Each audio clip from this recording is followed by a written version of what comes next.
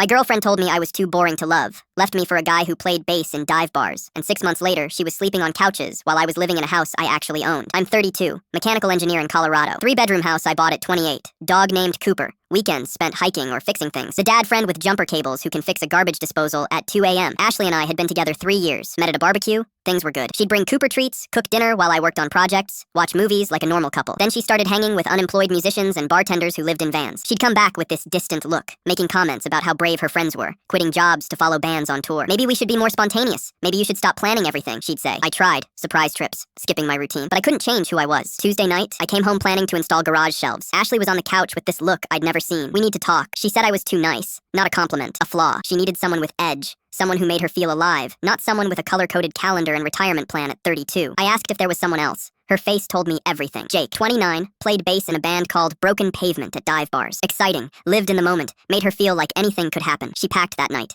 At the door, you'll never find someone like me again. I paused. Maybe that's the point. I renovated my bathroom because destroying tile with a sledgehammer is therapeutic. Information trickled in through friends. Jake didn't have his own place, rotating between couches for a year. His band played to 15 people, half there for cheap beer. Ashley was bankrolling everything, moved into his friend's apartment, covering his rent, buying groceries, paying for gas. Friends saw them at bars where Jake flirted with girls between sets while Ashley sat alone looking miserable. 3 weeks later, I ran into her at Home Depot, barely recognized her. Weight lost, unhealthily, messy hair, dark circles. She mentioned buying light bulbs for her apartment, not their apartment. Week later, midnight call, full sobbing. Jake spent their rent money on a vintage guitar from Craigslist. They fought. He stormed out. You always knew what to do. I missed that. I gave practical advice. Talk to landlord, find a roommate. Stop expecting a couch-surfing 29-year-old to be financially responsible. No money offered, no help. Just directions like I'd give a stranger. She asked to meet. I said no. Calls kept coming. Help find apartments, review leases, then stopped. Jake disappeared, blocked her on everything. She got evicted, sleeping on her friend's couch. Ashley traded a 3-bedroom house with a yard for a couch in a 1-bedroom apartment. All for someone with edge. I met Rachel through a work project. Ran her own landscape architecture company. We bonded over drainage systems and renovations. Third coffee date, she said, being boring is underrated. Reliability is attractive. We started dating. She didn't need spontaneity or edge, just consistency. We'd plan trips months ahead, text about contractors, and somehow that felt more romantic than any midnight adventure. 4 months in, 6 months after Ashley left, grocery store encounter. Rachel and I picking up dinner ingredients, turned down produce aisle. There they were. Jake in ripped jeans and faded band shirt. Ashley looking harder, clearly arguing about money. They saw us. Ashley's eyes went from Jake to me to Rachel. Doing the math. Jake smirked. Still boring, I see. Rachel looked him up and down. Still broke, I see. I put my arm around Rachel and kept walking. Behind us, Ashley, snapping at Jake about making everything worse. 8 months later, Rachel and I moved into a house that needed work but had good bones. We got married a year after that. Ashley moved back with her parents. Got a medical office job. Jake's still sleeping on couches, waiting for a big break that's never coming. Year later, Ashley's mom messaged me on Facebook, thanking me for not taking her daughter back. Said Ashley needed to learn that excitement isn't a substitute for partnership. The wrong person will leave you for a bass player who can't pay rent. That's the best favor they could ever do for you.